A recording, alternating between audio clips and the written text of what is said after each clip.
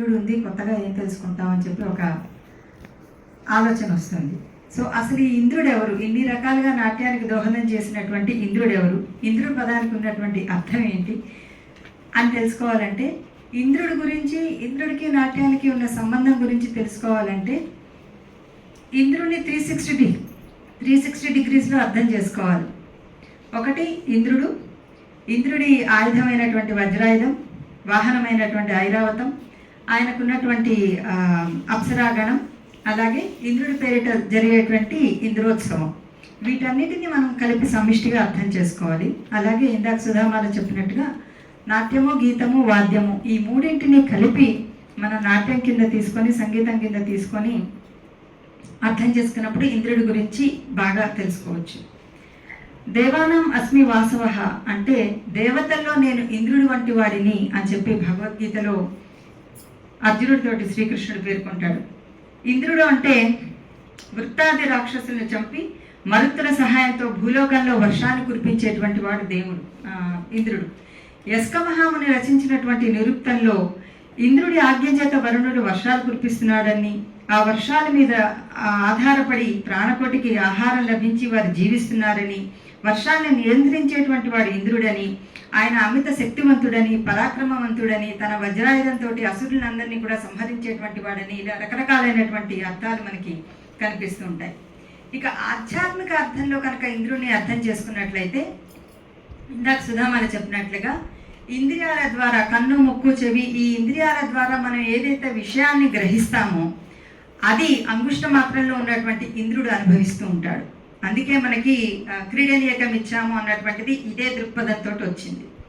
ఇక వాస్తు శాస్త్ర రీత్యా ఇంద్రుడిని అర్థం చేసుకోవాలంటే, బృహత్కాలోత్తర శాస్త్ర రీత్యా ఒక గృహ నిర్మాణం చేపట్టినప్పుడు ఆ ప్రాంతాన్నంతటిని కూడా 9x5 45 గళ్ళు కింద విభజించి మధ్య భాగానికి ఉన్నటువంటి స్థానంలో తూర్పు భాగంలో ఇంద్రుడిని స్థాపించాలి అని వాస్తుశాస్త్రం చెప్తోంది. నాట్యశాస్త్రంలో రంగమంటప నిర్మాణం కనుక మనం చూసుకున్నట్లయితే, రంగమంటపాన్ని నిర్మించేటప్పుడు పద్మాకార మండలాన్ని రచించి మధ్యలో బ్రహ్మదేవుని స్థాపించి ఆయనకు తూర్పు పక్కగా ఇంద్రుడిని స్థాపించాలి అని పేర్కొన్నారు. అంటే వాస్తు శాస్త్ర రీత్యా ఎక్కడైతే మనం ఇంద్రుడిని స్థాపించాలో అదే శాస్త్రరీత్యా మనం ఇంద్రుడిని అక్కడ పెట్టుకోవడం జరుగుతోంది అన్నమాట. అలాగే మనకి పింగళాచార్యుడు రచించినటువంటి ఛందశాస్త్రంలో ఇంద్రుడు ఛందశాస్త్రానికి అధిపతి అని, ఆయన దుశ్చవన అని చెప్పి పేర్కొనడం జరిగింది.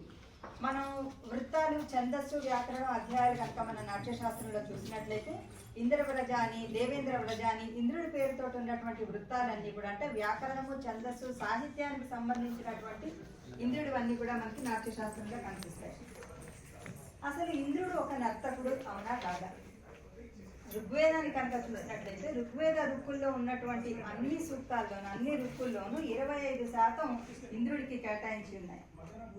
అందులో 25లో 25% ఇంద్రుడిని నర్తకుడుగాను, నర్తింపజేసేటువంటి వాడుగాను, తన ఆయుధంతో వృత్తాది రాక్షసుల్ని సంహరించినప్పుడు ఆయన వజ్రాయుధాన్ని తిప్పినటువంటి విన్యాసం అంతా కూడా నాట్య విన్యాసంగాను, ఆయన నృతవ అని, నృతో అని పలు రకాలుగా సంబోధించినటువంటి రుక్కులు మనకి ఋగ్వేదంలో కనిపిస్తున్నాయి.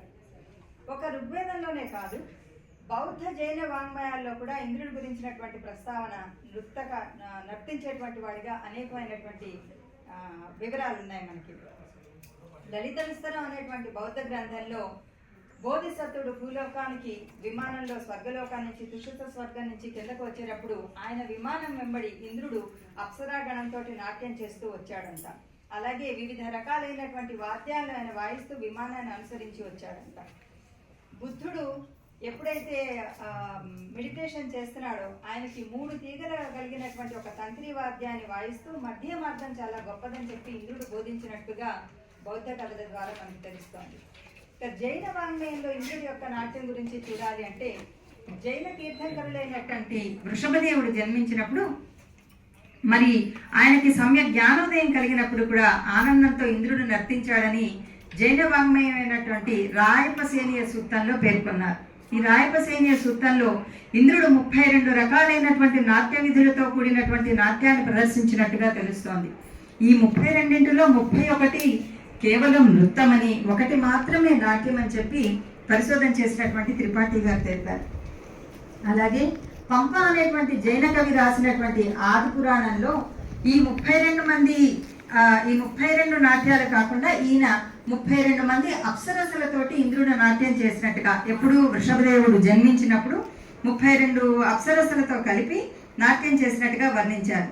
ఈ అప్సరసులందరూ కూడా తమ లాస్యపూరితమైనటువంటి నర్తనంతో చేతులలో అందమైనటువంటి పువ్వులు పట్టుకొని, పువ్వుల రేకులు పట్టుకొని, ఆ పువ్వుల రేకుల్ని కూడా అందమైనటువంటి రంగవల్లుల కింద తీర్చిదిద్దారంట. ఆ నృత్యానికే చిత్రపత్రం అని పేరు. అయితే అలా ఎప్పుడైతే మండలాకారంలో ఆ పువ్వులన్నీ పేర్చారో, ఆ మండలం మధ్యలోకి ఇంద్రుడు వచ్చి నుంచొని ఆయన ఆనందంతో నృత్యం చేశారంట. ఆ నృత్యం చేసినప్పుడు వివిధ కరణ అంగహార స్థానకాది నృత్య విన్యాసాలు చేసి వివిధ పిండి బంధములతో ఇంద్రుడు అక్కడ నాట్యాన్ని చేశాడని చెప్పి మనకి తెలుస్తోంది. ఆ ఇంద్రుడు చేసినటువంటి నాట్యం తాండవ నృత్యం. అయితే ఈ తాండవం చేసినప్పుడు కొండలన్నీ అదిరాయని, సముద్రాలన్నీ పొంగాయని, ఇలా రకరకాలైనటువంటి అవనద్ధ వాద్యాలని వాటంతట అవి మోగాయని, ఆ చప్పుళ్లే భరతనాట్యంలో నట్టడుగాను, తట్టడుగాను, మెట్టడుగాను ఇలా రూపొందించాయని చెప్పి భరతనాట్యం చేసే వాళ్ళందరూ కూడా కళాకారులు నమ్మేటువంటి విషయం అన్నమాట. ఇక పొన్న అనేటువంటి ఆయన రచించినటువంటి శాంతి పురాణంలో ఈ నాట్యాన్ని, ఈ 32 మంది నాట్యాన్ని కొంత డిఫరెంట్గా వర్ణించాడు ఆయన. ఈ 32 మంది నాట్యకర్తలు డాన్స్ చేస్తూ ఒక ముత్యాల హారాన్ని పోలినట్టుగా అర్ధవృత్తాకారంలో నిలిచారట. పంపకవి పేర్కొన్నట్లుగానే వివిధ రంగుల పుష్పాన్ని చేతిలో ధరించి వాటితోటి ఆకర్షణీయమైనటువంటి ఆకృతులను మలిచి వాటి మీద ఈ అప్సరసలు నర్తించారట. ఈ నాట్యమే తర్వాతి కాలంలో చిత్రనాట్యంగాను పుష్పాంజలిగాను మారిందిట.